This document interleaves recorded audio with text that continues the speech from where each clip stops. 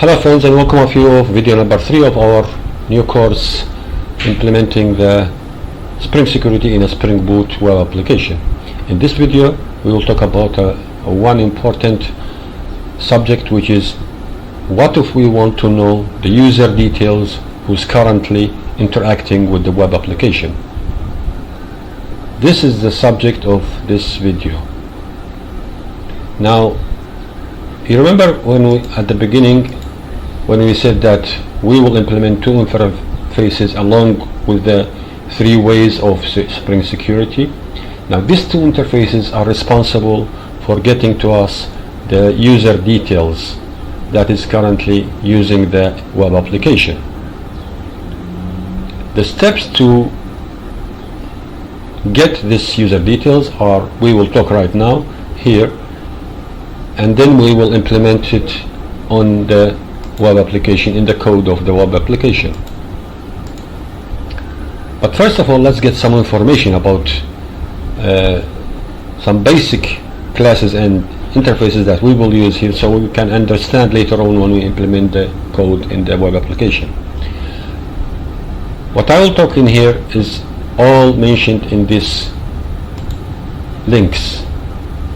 So these are the article that will explain to you what I'm going to describe to you in this video. So all you can get the details about in this article. Now there is a class called Security Context Holder, and this is the most fundamental object in Spring Security for 2 reasons. First, it stores the details of the present security context of the application. So the entire security context of any web application, it's all stored in this class. The second thing, it includes the details of the principal currently using the application. The principal is a name that we will use for any user who is currently interacting with the web application. We will call it the principal. So these 2 things, these 2 objectives are one of the main objectives for this class, and you can get the details about this class in this link. One of the objectives of this security context holder class is to provide a convenient way to specify the strategy that should be used for a given JVM. This is one of the major responsibility of this class. So now we know this is the basic, the backbone of the Spring Security is this class, the Security Context Holder. Now this class uses an object called Authentication. This object encapsulates the principal's non-security details, like the email address, like the telephone numbers, like all these non-security details about the principal. It will be encapsulated in this authentication object. This object, you don't have to initialize it, it is already there, and you can query it if you wish to get these details.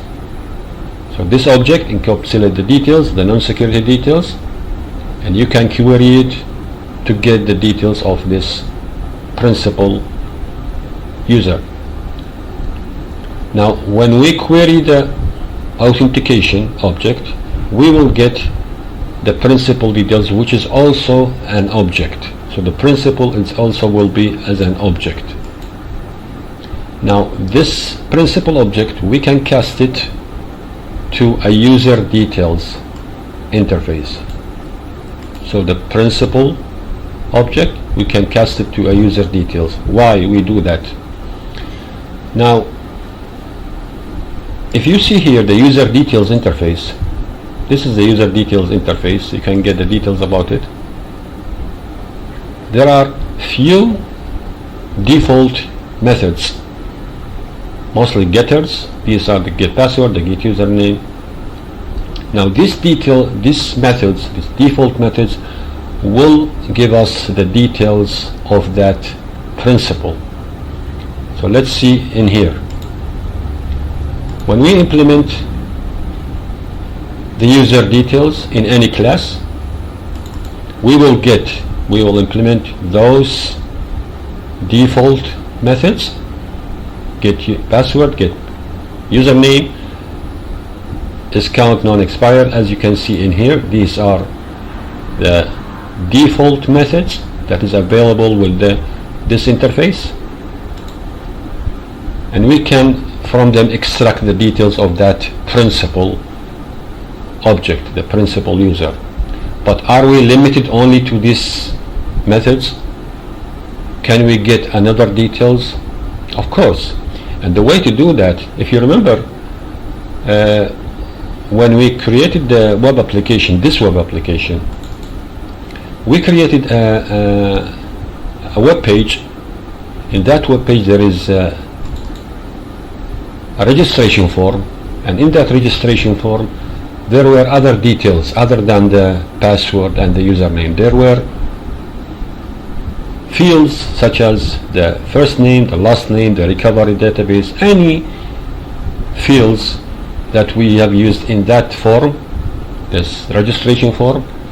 We have given them in the module, we have used them in this module class, the entity class. Now all these fields, we created for them getters and setters. Remember at that time? Now these fields, whatever getter, we can also use it in here. So get email, get first name, get last name, get recovery email, all these fields that we have created in the module of the registration form that we have created in this web application, we can get these getters for these fields and use them in the user details interface.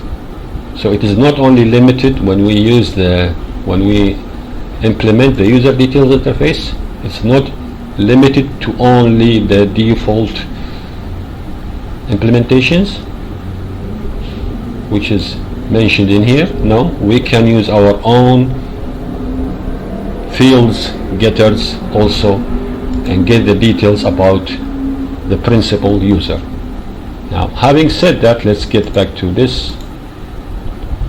Now once we have got the user details, we call the principal object the business specific methods that we have just spoke about, the getters,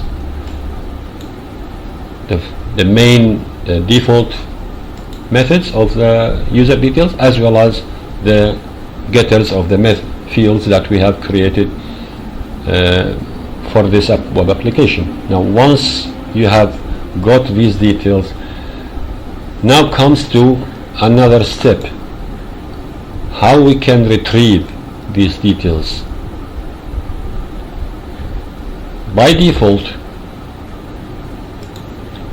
for security reasons, the implementation of the user details cannot be directly used for security purposes. That's something which is assigned by Spring Security, so you cannot get these details directly using the user details. So we need to use something else to retrieve the data. This something else is this one, is this interface, the user details service, which has only one method: load user by username. This one will give us a user details. This method will give us a user details, which we can see in here. So when we implement the user details service, we implement this method, and this method will return to us a user details. Now to retrieve this data, so this user interface user details service, loads the user specific data from the database using something called the DAO authentication provider, which is this one, this class. This class implementation retrieves the data, the details of the principal, using from the user details service. So this class will retrieve the data, the details of the principal, using the user details service. So this is the entire process. It is like a backward process. At the beginning, the DIO authentication, this interface will load the data of the principal from the database. This one class will retrieve it. Then we will get a user details service, which will give us a principal, and this principal details all will be encapsulated in the authentication object, and the authentication object lies within the security context holder. This is the entire process. If you wish to get the details of any principal who's interacting at that moment with the web application. Okay, so now let's implement whatever we have just said now in the real world, in a real application, starting with the DIO authentication provider, which will retrieve the data of the user from the user details service. Let's see